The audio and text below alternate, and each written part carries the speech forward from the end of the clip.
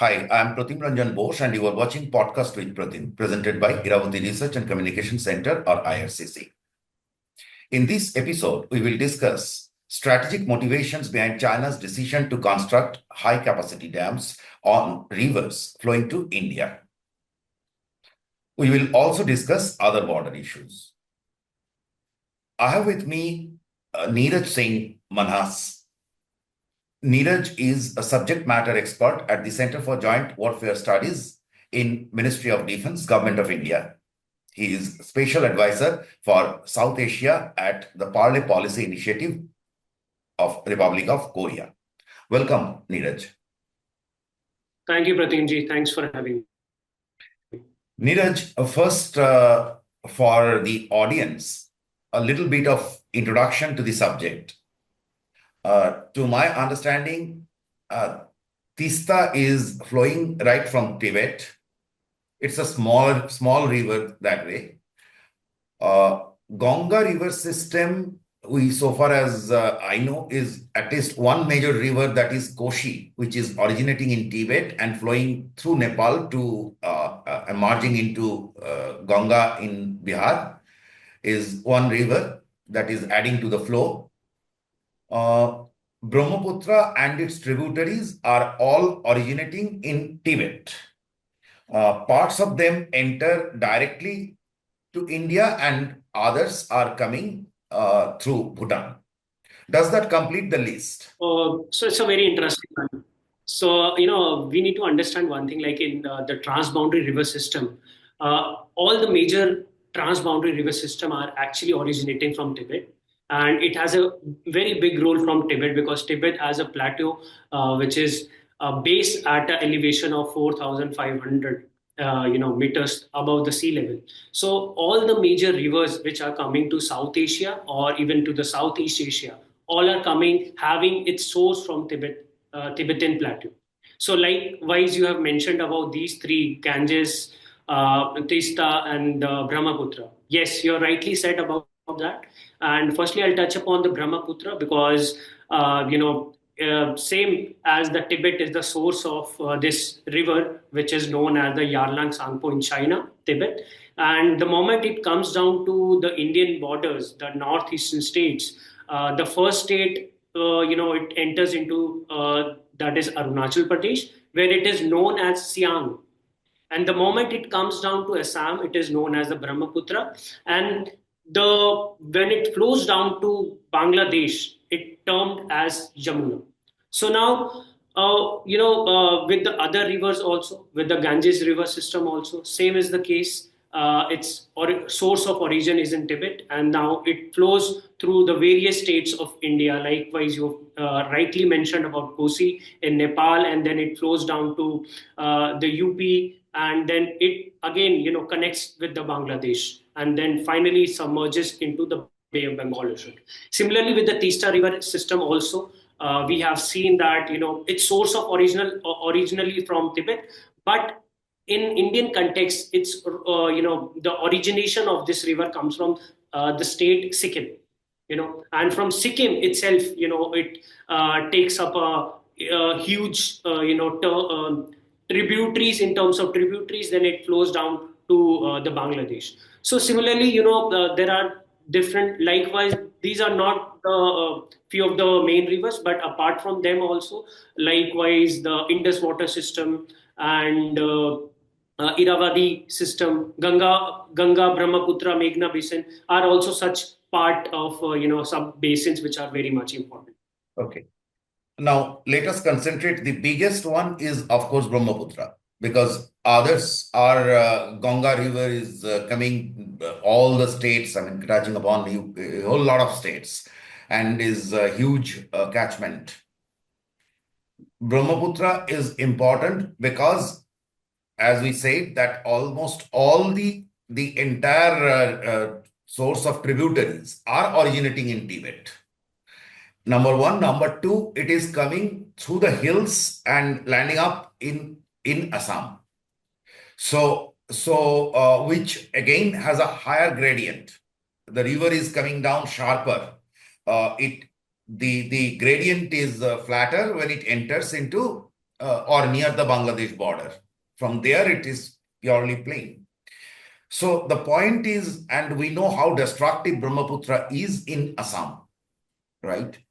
The width varies. I mean, just a count of the width of the bridges, length of the bridges can tell the audience about this river.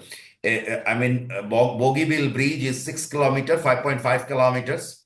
Dhubri Bridge, which is coming up, is 17 kilometers. So the river in the rainy season, the river gets as wide. That being said, how many dams China are building in the upstream, and what are the threats? Okay, so you might have read this in the news also. Recently, in December 2024, this was quietly discussed among all the media houses that China is right now planning to build one new proposed No. dam on the Medong County. So yeah, That is a so 60,000 megawatt project. yes, yes, rightly said. And I just want to highlight this to the audiences also that this is just not a new phenomena by China. This is actually a very a very routine exercise. It has become a very routine exercise for China because in the past years also, or in the past decade also, we have seen certain number of these exercises which have been done by China, and you'll be shocked to know the numbers which I'm going to quote now. There are more than 28,000 of small and medium dams which are constructed on the Yarlang Sangpo, that is the Brahmaputra river. So, but as the China strategically focuses all its exercises on its 5-year plan. So it was actually estimated in the 12th 5-year plan where China proposed this cascading, the number of dams on the upper and the middle reaches of Yarlang Sangpo. And now this the current dam, which is right now, it is just in the speculation whether this dam, because we do not have the blueprints at the moment. So it is just a kind of a discussion which is happening in the media that China is proposing these dams. Although from the China's point of view, this was totally the China spokesperson have totally denied these allegations that this dam will not have any kind of implications on the downstream countries. But we need to see the previous track record of China also.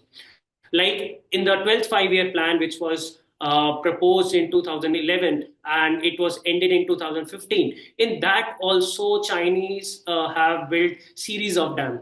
So for example, the Zhangmu Dam is there, Jiacha Dam is there, Zexu Dam is there. But we need to understand that it's very difficult to construct this high capacity of dams on this river.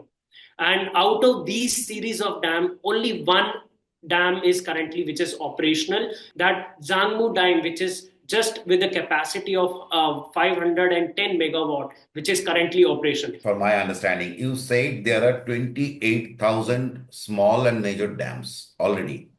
So why are you now saying that only one dam is operational? So yeah, so now coming to that point, because we need to understand that where these dams are constructed right now.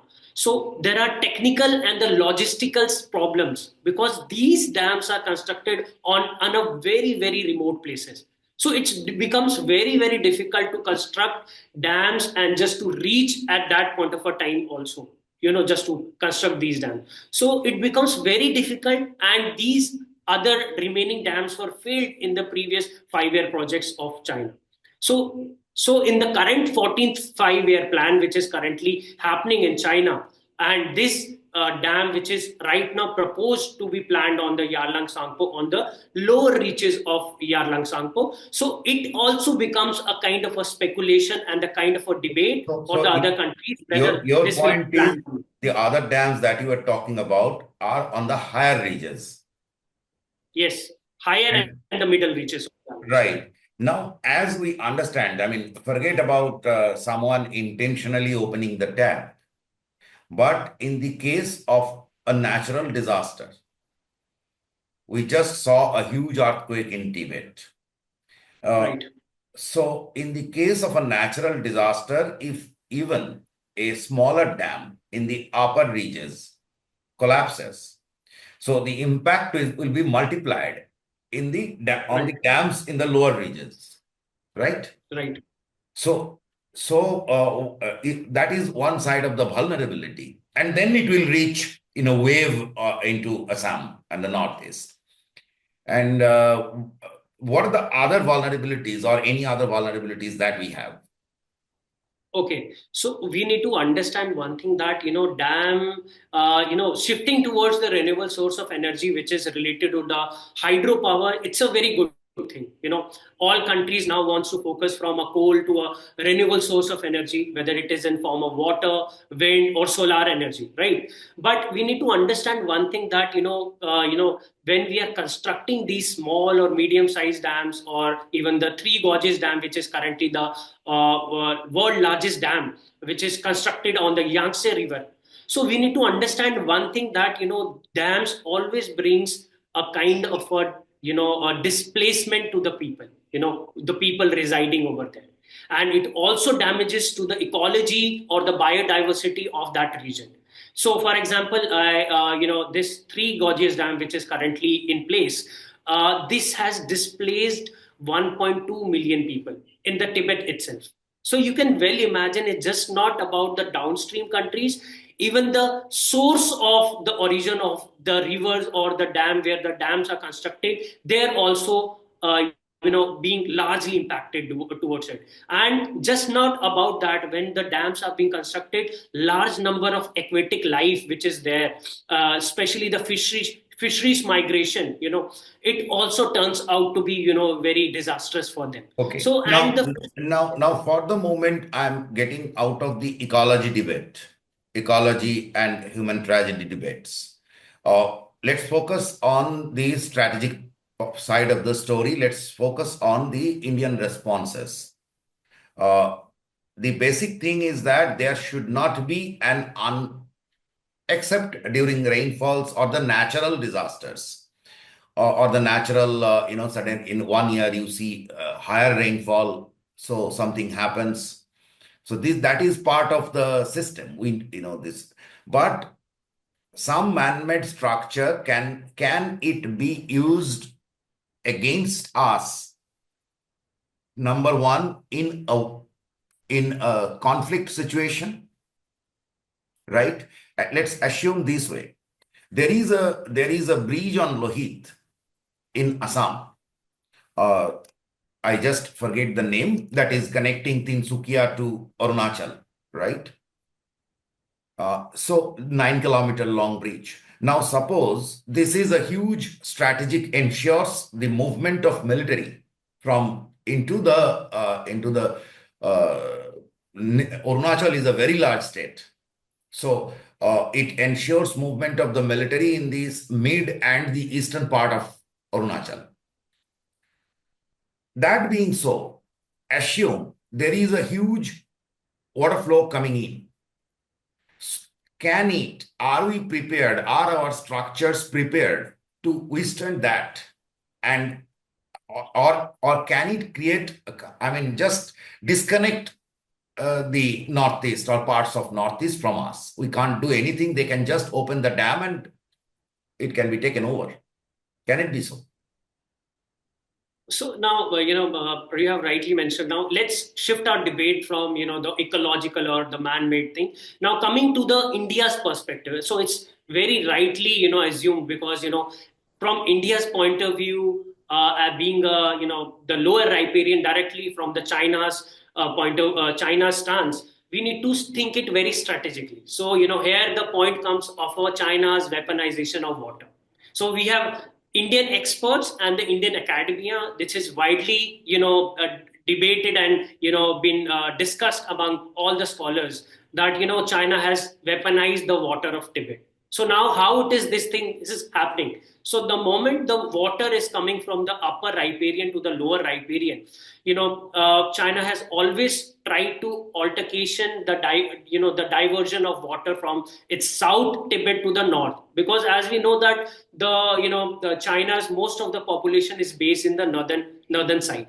And let's suppose in the dry season, if let's suppose for example, China stops this water from coming from the upper riparian, and it blocks the water into its reservoirs, then also it gives us an acute shortage of water in the lower downstream countries in the northeastern states, and specifically during the monsoon time also. And let's suppose if the dam water gets open, in that point of a time also, the water can usually come and it can impact our agriculture or to the livelihood also. And I'm just not speculating these things. These has actually happened in the past also. And let's talk about how India is responding towards it.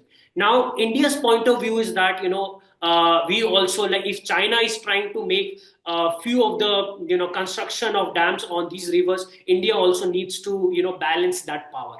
So in response to that, in 2023, the series of 12 dams were also inaugurated by Ministry of Finance, and Srimati Nirmala Sitaraman has also given a budgetary of $75 billion to each of these dams, that which will help in constructing these dams. And there is already one dam which is already been constructed on the lower Siang region of Arunachal Pradesh, which is also been given $1 million of amount, so that construction of this dam. But you are talking about the 11,000 megawatt Siang project. Right. I'm talking about the same thing. So, in the same way, this dam can also be strategically, be placed at that moment. Dibang is also a dam, 2,880 megawatt Dibang which is taken up for construction. Yes. It is also a dam. Right. The calming multipurpose, does it have any such component? Oh, no. So we need to understand one thing, that because, here comes the dual use of all these dams, where we need to save the water also, we need to generate the electricity also, but on the same hand, from a strategic point of view, we need to use it, as a barrier also. Let's suppose if the flow of water is coming, we need to safeguard and close the gates of the dam. So yeah, strategically, from a point of view, we need to see that how dam is, creating a role of dual use. So that is how. If I just put it in simpler words, you need reservoirs where you can store excess water, right? Right. Now, a couple of things came. Also, you need a plan B. If China is diverting rivers, then you also need a plan to suppose, let us assume that China has already diverted some rivers, right? So we are accustomed to a particular water flow. Now, in case of a situation in their country, so they are simply not taking that excess water or just diverting it through another flow. Okay, maybe the original flow. It can happen. So in that case, we will have a sudden rush of excess water. One kind of situation is having less of water. Another situation is having excess water. Excess water is disastrous. Right. Because it can destroy our installations.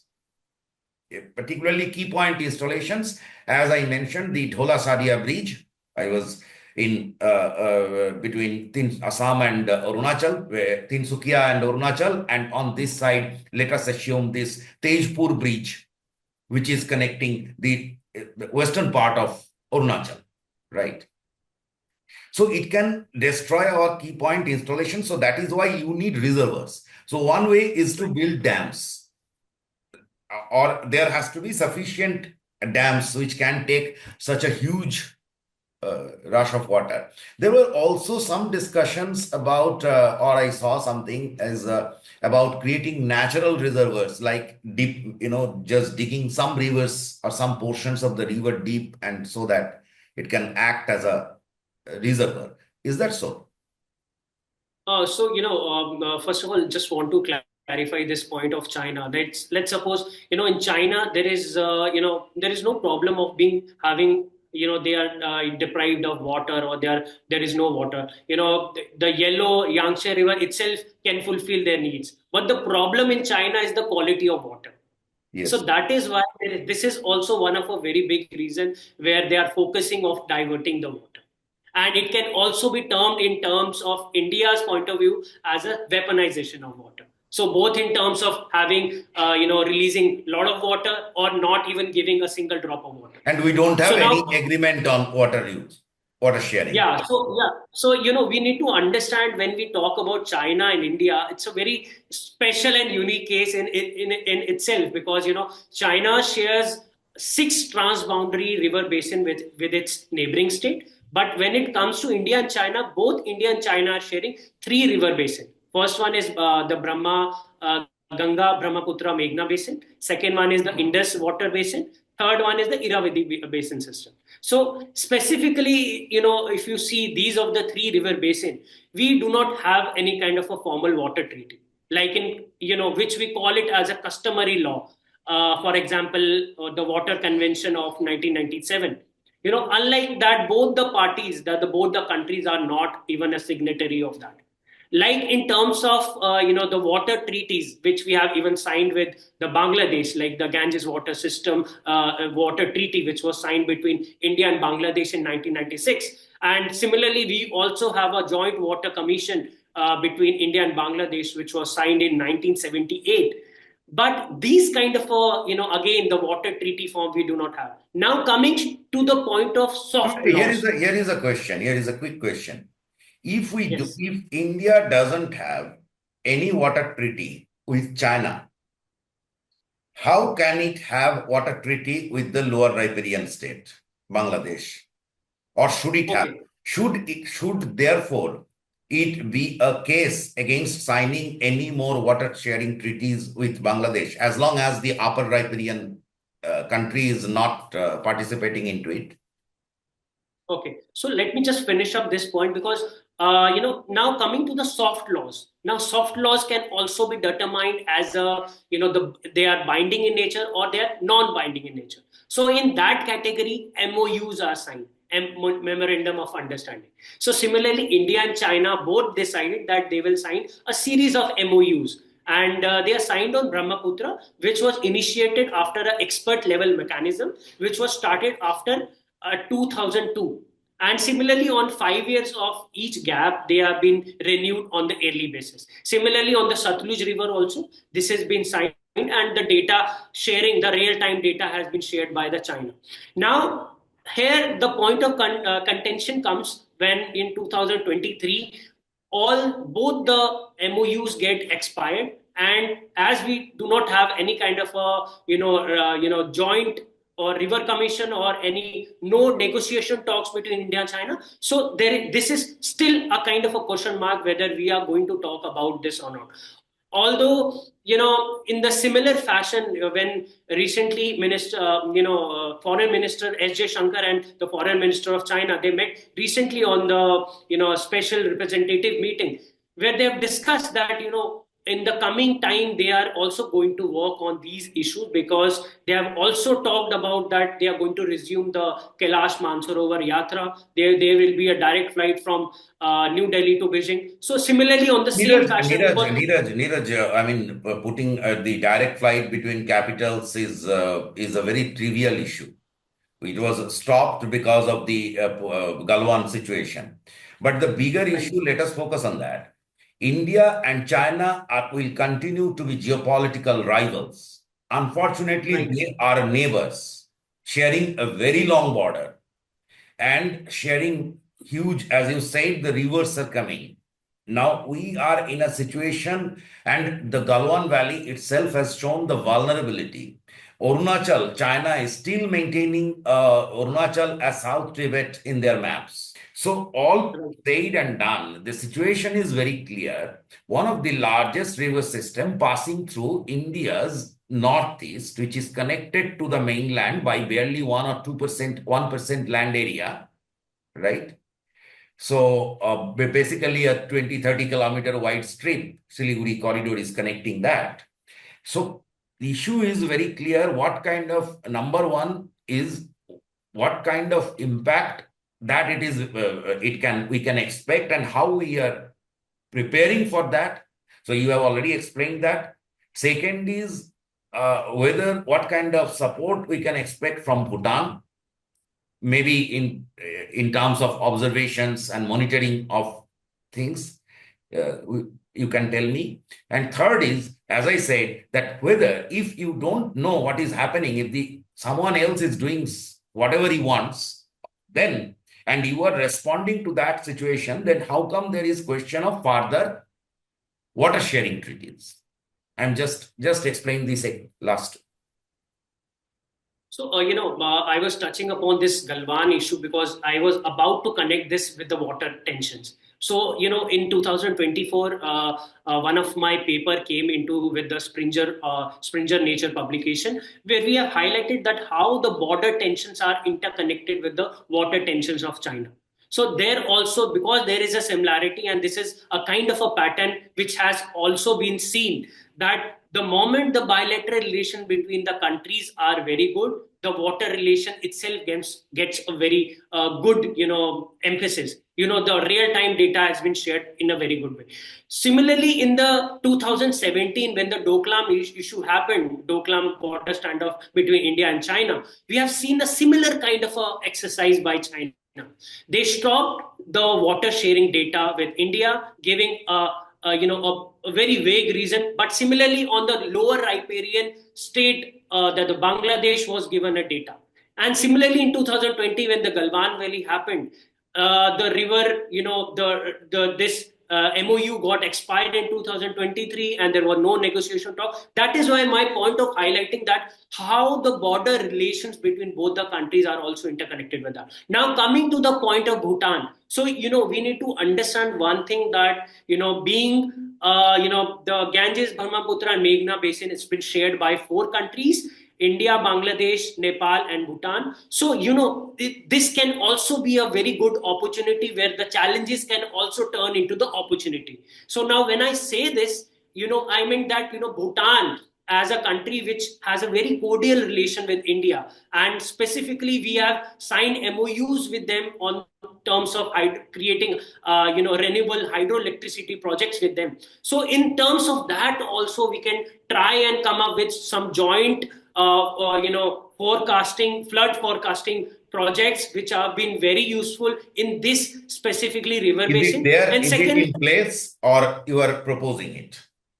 I am proposing currently, because there is no such mechanism which is there in place. But these 4 countries can actually come up with this idea, and they can also highlight the other international attention from other countries. For example, in case of UN, or in case of Mekong River Commission, because we can also take a part, take help from other South Asian countries which are also doing this exercise at a very widely scale. And they have been largely successful, not fully, but they are also very much operational. So that sort of attention and that sort of a requirement of mechanism is very much required if we need to deal with the situation. Now, the third and the last point, we know that we cannot change the geographical location of the countries.